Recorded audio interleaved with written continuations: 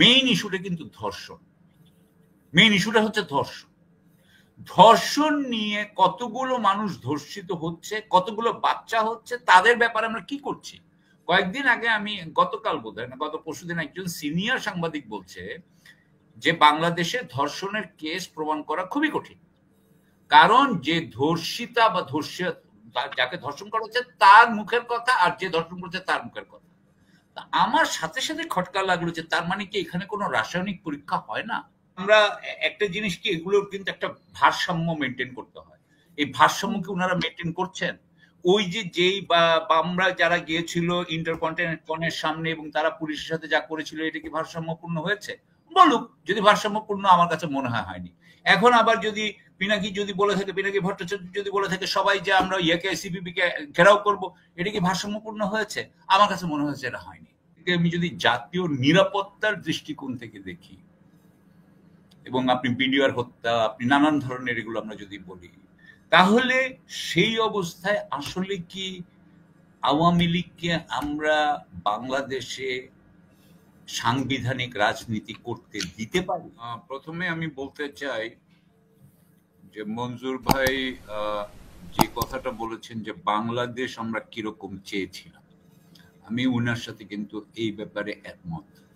আমরা কিন্তু আসলে দুর্নীতি মুক্ত এবং একটা বৈষম্যহীন, সাম্য, মানবিক মর্যাদা এবং সামাজিক ন্যায় বিচারের বাংলাদেশ পাবো ভেবেছিলাম। এই কথাগুলো তখন কেউই বলে নাই, এটা ঠিক, কিন্তু এগুলো আমাদের আকাঙ্ক্ষায় ছিল এবং এই আকাঙ্ক্ষা থেকে আমরা যারাই এটা করছিল, সুতরাং সেটা যে হয়নি, এটা আমাদেরকে চরম ব্যথা দেয়। এবং এখন এটা তো হয়ই নাই। আমাদের উপদেষ্টারা অনেক যে ল্যাঙ্গুয়েজ বলে, মানে মঞ্জুর ভাই অনেক সোজাসুজি বলেছেন, আমি অত সোজাসুজি বলছি না, কিন্তু ওনাদেরকে আমি করতে চাই না, ওনাদেরকে আমি ছোট করতে চাচ্ছি না, বা ওনাদেরকে আমি মনও খারাপ করাতে চাচ্ছি না, কিন্তু ওনারা যদি অবজেক্টিভ হন, ওনাদের যদি অবজেক্টিভ স্ট্যান্ডার্ড থাকে, তাহলে ওনাদের স্বীকার করতেই হবে যে অনেকগুলো ভুল কাজ তারা করেছেন এবং তাদের মধ্যে থেকে আবার অনেকে কারেক্ট কাজও কিছু কিছু করেছেন। এটা আমি একদম করবো, কারণ আমি বলবো যে আমাদের যে বাণিজ্য উপদেষ্টা যদি পণ্য সরবরাহের ব্যাপারে কোনো কাজ করে থাকেন, সেটা আমি জানতে চাই অবশ্যই, কিন্তু তাহলে বলবো যে পণ্য সরবরাহ এখন বাংলাদেশে অপেক্ষাকৃতভাবে অন্যান্য রোজার তুলনায় যেটা ভালো সেটা ভালো বলবো, সেটা ভালো বলবোই, সেটা ভালো করেছে। কিন্তু এর অনেক কিছু, আমি এই একটা জিনিসই ভালো বলতে পারলাম, অন্য কিছুই কিন্তু ভালো বলতে পারছি না। এখন অন্য কিছু মানে বিশেষ করে অভ্যন্তরীণ ব্যাপারে এখন আপনি কথায় আসি, যে সেটা হলো যে এই এরপরে তো ভালো হলোই না, দুর্নীতি তো গেলই না, দুর্নীতি বেড়ে গেল। আপনি বলতেছেন গত 3 মাসে না কত 5,000 কোটি, মানে 3 মাসে 5,000 কোটিপতি নতুন হয়েছে, 5,000 কোটিপতি হয়েছে। আমার যেটা সবচেয়ে খারাপ লেগেছে সেটা হচ্ছে যে এনসিপি যেভাবে আপনার ইন্টারকনে যেভাবে করলো ওই ইফতারটা, সেটা কিন্তু আমাকে খুব হতাশ করেছে। এটা একটা রাজনৈতিক দল হিসাবে তারা যেটা দেখাইলো, যে সেটা হচ্ছে যে হ্যাঁ, কিন্তু যেটা দেখালো সেটা হচ্ছে কি, যে তারা আসলে জনগণের থেকে অনেক দূরে সরে গেছে। আপনি যেভাবে বলছেন যে হেলিকপ্টারে করে যায়, তারা ইজিলি, খুবই সহজেই তারা যশোরে, ধরেন কোথায় গেছে আপনার, মাগুরা বললেন না, মাগুরাতে। হ্যাঁ, এর আগে তো আমরা উপদেষ্টাকে দেখলাম, উপদেষ্টা আসিফকে দেখলাম, কিন্তু এখন আমরা সাজিদ যেটা বলেছে যে সিট খালি ছিল, এই জন্য উনি গিয়েছেন। মানে যাই হোক, আমার কথা হচ্ছে যে এগুলো কি প্লেনে করে আপনার যশোরে যে যাওয়া যায় না মাগুরাতে? হ্যাঁ, যশোরে নেমেই তো এটা মাগুরা বোধহয় যাওয়া যেত। কিন্তু এগুলোতে হয় কি, পারসেপশন, ভাবমূর্তি যেটা হয়, তারা বুঝে না, বা তাদেরকে বোধহয় অন্যরা ভুল বুঝাচ্ছে, অথবা তারা নিজেদেরকে যেরকম ভাবে প্রেজেন্ট করছে। আমি আপনাকে একটু আগে বলেছিলাম না যে আমরা কি আসলে আল্লাহর জগতে থাকি, নাকি আমরা আসলে পার্থিব জগতে থাকি? আমরা কি পুরোপুরি মেটেরিয়ালিস্ট? তো ওদেরকে দেখে মনে হচ্ছে পুরোপুরি আমরা মেটেরিয়ালিস্ট, আমরা পার্থিব জগৎ, আমাদেরকে দেখাইতে হবে যে আমরা বড় লোক, আমার বড় লোকই হোক আর না হোক আমাকে বড় লোকই দেখাইতে হবে। কিন্তু তারা তো নেতা, মানে তারা তো নেতা হচ্ছে, যেহেতু দল করেছে তারা নেতা। নেতারা মানে কি আমরা সাধারণ জনগণের কাছে যাবে, সাধারণ চলাফেরা করবে, এটাই তো আমরা আশা করি একজন ভালো আমি তো সেটাই আশা করেছিলাম। নেতা বলতে আমাদের ইসলামে অথবা ধর্মে বা যে কোনো জায়গায়, এমনকি আমাদের পার্শ্ববর্তী দেশেও আগে বামপন্থী নেতারা কিন্তু খুবই ইয়ে থাকতেন, এমনকি কংগ্রেসের নেতারা অত্যন্ত সাধারণভাবে চলতেন। আমাদের এখানে ভাসানী, মৌলানা ভাসানী কিরকম ভাবে চলতেন, অন্যান্য নেতারাও করেছেন এক সময়, কিন্তু এখন আর সেই দিন মনে হয় নাই। এবং তারা, আমি ভেবেছিলাম আমাদের নতুন আবার বাংলাদেশ আমরা ফেরত পাবো, কিন্তু এনসিপি যেটা করেছে এবং যেভাবে তাদের এই আড়ম্বর, এটা আমার কাছে একদমই ভালো লাগছে না। আমার মনে আছে যে ফরহাদ মজহার ভাই একবার বাংলা বনানীতে একটা শেরাটনে ইনসাফ কায়েম কমিটির একটা ইয়ে করেছিলেন। তো তখন ওনাকে জিজ্ঞাসা ছিল যে আপনি কোথেকে পয়সাটা পেয়েছেন। উনি আজও কিন্তু সেটার উত্তর দিতে পারেননি।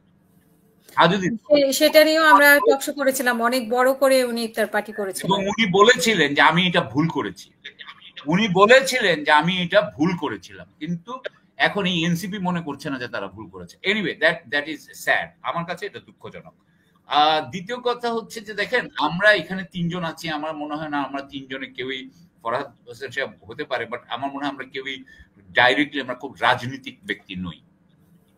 আমাদের প্রত্যেকের সাথেই রাষ্ট্রের সম্পর্ক আছে, রাষ্ট্রের কিভাবে চলে সেটা সম্পর্ক ছিল, আমাদের অভিজ্ঞতা ছিল বা কাজের সাথে, কিন্তু আমরা রাজনৈতিক ভূমিকাও কিন্তু একটা আছে, আমি সেটা অস্বীকার করছি। এখন ধরেন মেইন ইস্যুটা কিন্তু ধর্ষণ, মেইন ইস্যুটা হচ্ছে ধর্ষণ। ধর্ষণ নিয়ে কতগুলো মানুষ ধর্ষিত হচ্ছে, কতগুলো বাচ্চা হচ্ছে, তাদের ব্যাপারে আমরা কি করছি? কয়েকদিন আগে আমি, গতকাল বোধহয় না গত পরশুদিন, একজন সিনিয়র সাংবাদিক বলছে যে বাংলাদেশে ধর্ষণের কেস প্রমাণ করা খুবই কঠিন, কারণ যে ধর্ষিতা বা যাকে ধর্ষণ করা হচ্ছে তার মুখের কথা, আর যে ধর্ষণ করছে তার মুখের কথা। আমার সাথে সাথে খটকা লাগলো যে তার মানে কি এখানে কোনো রাসায়নিক পরীক্ষা হয় না? রেপ বা ধর্ষণ ধরার মেইন পদ্ধতি হচ্ছে রাসায়নিক পদ্ধতি, ফরেনসিক। এবং ফরেনসিকের একটা রেপ কিট থাকে, রেপ কিট, এটা সমস্ত পুলিশকে জানতে হয়। জানার মতো যে হয় বাংলাদেশে হয়। আচ্ছা, আমাকে উনি বলছিলেন যদি রেপ কিট আমার জানার মতে, কারণ আমি তো এইসব অনেক ঘটনা নিয়ে ইয়ে করেছি, তো আমি যতটুকু জানি যে হয়, ফরেনসিক হয় ওখানে। যদি ফরেনসিক হয়, কিন্তু আরেক সমস্যা আরেকটা জায়গায় যে সমঝোতার চেষ্টা করা হয়, ভয় দেখানো হয়, শুনেন এই জিনিসগুলোকে আমার মনে হয় বেশি। ফরেনসিকে খুব সিম্পল ব্যাপার, ফরেনসিকে হচ্ছে তার ফ্লুইড পাওয়া গেছে কিনা, যে মুহূর্তে তার কোনো রাসায়নিক, তার ফ্লুইড পাওয়া যাবে, তার কোনো তরল বস্তু পাওয়া যাবে, সাথে সাথে সে ধরা পড়বেই। এইটাই প্রমাণ। এখানে ডাক্তার কি বলল, আমার কাছে মনে হয় যে এটা ডাক্তারের কাছে নিয়ে যাওয়া হয়, এগুলো কিন্তু এখানে আমার মনে হচ্ছে কিছু ঝামেলা আছে। এই ফরেনসিকটাও কতটুকু ঠিক আছে আমি সেই বিষয়ে আমার সন্দেহ আছে। কারণ আমি যখন আপনি আমেরিকার ক্ষেত্রে যাই, তখন বলা হয় ফরেনসিক থাকলেই এটা একদম ইজি। তাদের এখানে কিন্তু কনভিকশন রেট অনেক বেশি, আমাদের এখানে কনভিকশন রেট কম কেন? আমাদের এখানে ধর্ষণের, দেখেন এদের বাচ্চাদের বা কি হচ্ছে এগুলো না দেখে আমরা কি করলাম, কতগুলো মানে আমরা, যাই হোক আসিয়ার প্রতি আমাদের আল্লাহ ওকে বেহেশত নসিব করুক ইনশাআল্লাহ, কিন্তু আমরা এটাকে নিয়ে রাজনীতি করা শুরু করে দিলাম। লাকি কি করলো, বের হয়ে আসলো, এবং এরা বের হয়ে এসে এটা একটা রাজনীতি। আমি আবার বলছি, আমি তাকে কিন্তু দোষ দিচ্ছি না, আবার রাজনৈতিক যারা তারা রাজনীতি করবে, কখনো কখনো রাজনীতি লাগেও, কিন্তু অরাজকতা আমরা কেউই পছন্দ করি না, আমাদের এখানে যারা আছেন আমরা করি না। সুতরাং আমরা একটা জিনিস কি, এগুলোর কিন্তু একটা ভারসাম্য মেনটেন করতে হয়। এই ভারসাম্যকে ওনারা মেনটেন করছেন। ওই যেই বা আমরা যারা গিয়েছিল ইন্টারকন্টিনেন্টালের সামনে এবং তারা পুলিশের সাথে যা করেছিল, এটা কি ভারসাম্যপূর্ণ হয়েছে? বলুক, যদি ভারসাম্যপূর্ণ, আমার কাছে মনে হয়নি। এখন আবার যদি পিনাকি বলে থাকে, পিনাকি ভট্টাচার্য যদি বলে থাকে সবাই যে আমরা সিপিবি কে ঘেরাও করব, এটা কি ভারসাম্যপূর্ণ হয়েছে? আমার কাছে মনে হয়েছে এটা হয়নি। এখন আপনি বলতে পারেন সিপিবি, আচ্ছা সিপিবি কে অনেকেই বলা হচ্ছে হাসিনার দোসর, এবং হাসিনার সময় তাদের কোনো অসুবিধা হয় নাই, ওদের কোনো অসুবিধা হয় না, এবং ওরা না, ওদের আমার মনে আছে কর্মসূচির মধ্যে ছাত্রলীগ তো নিষিদ্ধ। যদি ডক্টর মঞ্জুর চৌধুরীর কথা আমরা ধরি যে লাকি নিষিদ্ধ না, কিন্তু ছাত্রলীগ তো নিষিদ্ধ। ওদের বাংলাদেশ ব্যানারে কেন যায়? ছাত্রলীগ কোন ছাত্রলীগ এটা নির্ভর করবে। এটা যদি জাসদ ছাত্রলীগ হয় তাহলে এক কথা, আমি জানি না জাসদ আচ্ছা, ছাত্রলীগ কিনা। এটা যদি আওয়ামী লীগের ছাত্রলীগ হয় তাহলে সে নিষিদ্ধ, কিন্তু জাসদ ছাত্রলীগ তো নিষিদ্ধ না। জাস্ট কথার কথা বলছি। সিপিবি কে কেন বলা হয় যে আওয়ামী লীগের পুনর্বাসন? আবার আওয়ামী লীগের আওয়ামী লীগের দোসর বলা হয় কারণ ওনাদের অনেক সভাপতি, যেমন ধরেন একজনের নাম আমার মনে আছে, Manjurul Ahsan Khan, if I am not mistaken, উনি বলছেন যে আমরা চাই আওয়ামী লীগ পাওয়ারে থাকুক। এটা আমাদের আমাদের ইয়ে মানে আমাদের রাজনৈতিক কৌশলের অংশ। ওনারা চেয়েছেন, ওনারা এর পক্ষে ওনারা কাজ করেছেন। এখন এটা ঠিক জুলাই অথবা আগস্টে ওনারা হয়তো ওনাদেরও ছাত্র ইউনিয়ন নেমেছিল, কিন্তু এতদিন কিন্তু ওনারা করেছেন। সুতরাং এখন ব্যাপারটা হচ্ছে যে ওনারা কতটুকু করেছেন। আমি মনে করি না যে সিপিপি কতটুকু করেছে সেটাকে আপনার হিসাব করেন, সেটার একটা অবজেক্টিভ স্ট্যান্ডার্ড বানান। আপনার জাতীয় পার্টি যেটা করেছে সিপিপি তো আর সেটা করেনি। আর সো আপনি কাকে কিভাবে এক একজনকে আপনার মানে আমি যেটা বলতে চাচ্ছি যে আপনি হাসিনার দোষর বলে সবার উপরে ঢালাও ভাবে কিছু করতে পারেন না। এটা আপনি পারেন, এটা হলে অরাজকতা হয়ে যাবে। আর ইয়ে যেটা বলছেন, মঞ্জুর ভাই যেটা বলছেন যে এক টার্মের জন্য এদেরকে রাখা বা এদেরকে ইয়ে না করা, আমি একটু অন্যভাবে দেখি।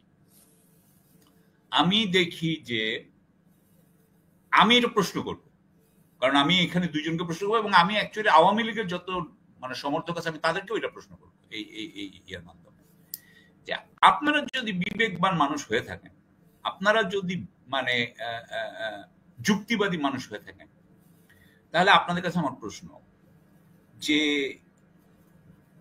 আওয়ামী লীগ কি আসলে বাংলাদেশের সার্বভৌমত্বের প্রতি সবচেয়ে বড় হুমকি কিনা? অর্থাৎ আওয়ামী লীগ আবার ক্ষমতায় আসলে আমরা সার্বভৌমত্ব হারাবো ভারতের কাছে, এই সম্ভাবনা অত্যন্ত অত্যন্ত বেশি কিনা?